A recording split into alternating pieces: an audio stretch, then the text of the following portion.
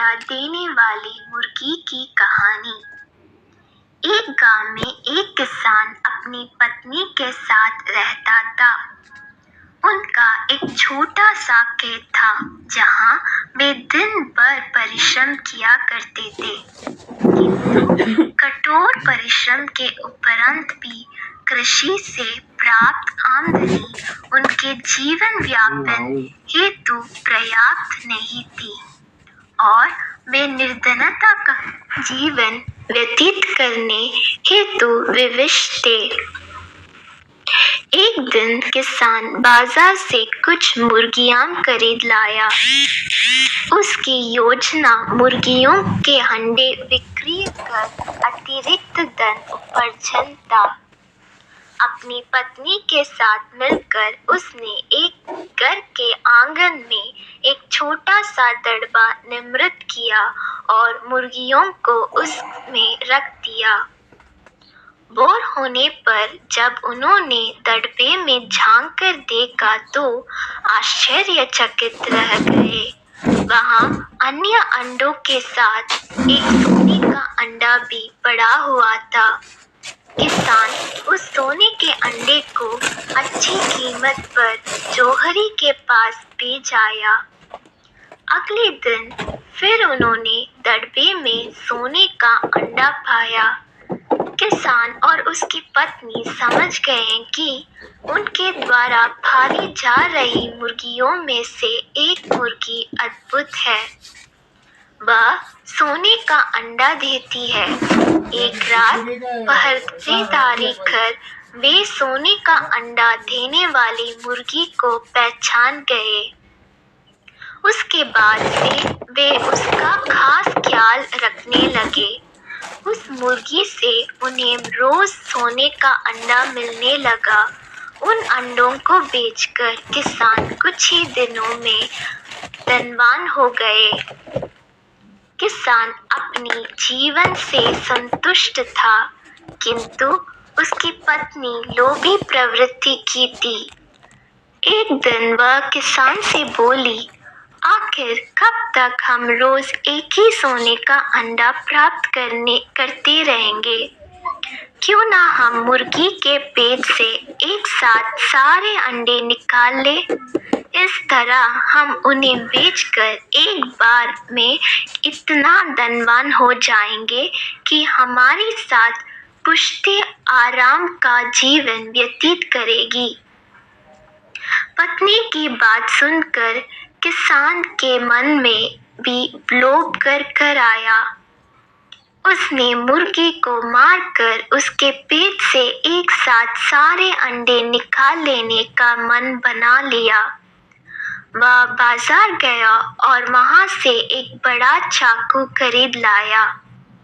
फिर रात में अपने पत्नी के साथ वह मुर्गियों के दड़बे में गया और सोने का अंडा देने वाली मुर्गी को पकड़कर उसका पेट चीर दिया, किंतु मुर्गी भीतर से सामान्य मुर्गियों की तरह ही थी। उसके पेट में सोने के अंडे नहीं थे। किसान और उसकी पत्नी अपनी गलती पर पछताने लगे। अधिक सोने के अंडों के लोभ में पड़कर वे रोज मिलने वाले एक सोने के अंडे से भी हाथ धो बैठे थे। सीख, लालच बुरी बला है।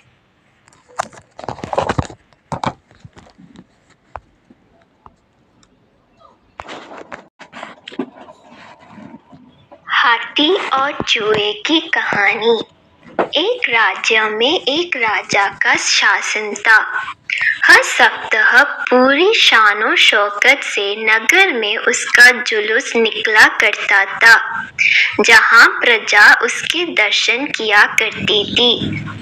एक दिन एक नन्हा चूहा उसी राजमार्ग के किनारे किनारे कहीं जा रहा था, जहां राजा का जुलूस निकलने वाला था।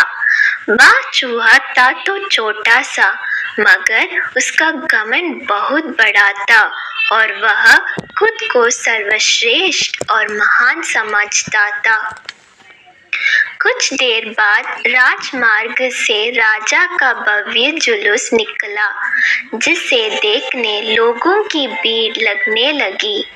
राजा अपने पूरे दल बल के साथ था। उसके सैनिक उसे घेरे हुए थे। कई मंत्री और अनुचर उसके पीछे थे। वह एक विशाल शाही हाथी पर सवार था। हाथी शाही था, इसलिए उसे भव्यता से सजाया गया था और उसकी शान भी देखते बनते थी। जुलूस में हाथी के साथ एक शाही बिल्ली और एक कुत्ता भी थे। राजा का जुलूस देखने को उमड़ी भीड़ राजा के साथ साथ उसके शाही हाथी की भी प्रशंसा कर रही थी। यह सुनकर घमंडी चूहे को बहुत बुरा लगा।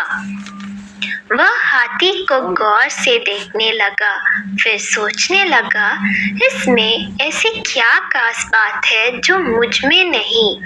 मैं भी उस जैसे ही हूँ। मेरे पास भी 2 आंख, 2 कान, 1 नाक और 4 पैर है। फिर उसकी कितनी प्रशंसा क्यों?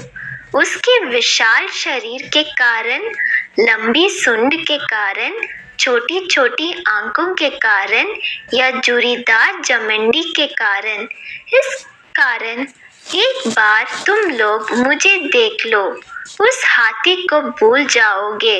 मैं हाथी से ज्यादा महान हूँ। चूहे ये सब सोच ही रहा था कि शाही बिल्ली की नजर उस पर पड़ गई और उसकी लात टपक गई। जुलूस छोड़ वह उसकी ओर लपकी। फिर क्या था? चूहा अपनी सारी मेहनत भूलकर धूम दबाकर भागा। भागते भागते वह हाथी के सामने आ गया।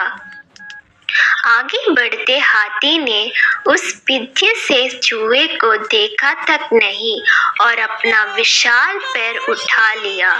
चूहा उसके पैर के नीचे कुचलने ही वाला था, मगर किसी तरह उसने खुद को बचाया। वहां से बचा तो खतरनाक कुत्ता सामने था, जो उसे देखकर गुर्राया। चूहा पूरी जान लगाकर वहां से भागा और राजमार्ग के किनारे स्थित एक छेद में घुस गया। उसका सारा घमंड उतर चुका था। उसे समझ आ चुका था कि वह इतना भी श्रेष्ठ और महान नहीं। सीख: किसी से मात्र रूप रंग की समानता हमें महान नहीं बनाती, महान हमारे गुण और कार्य बनाते हैं।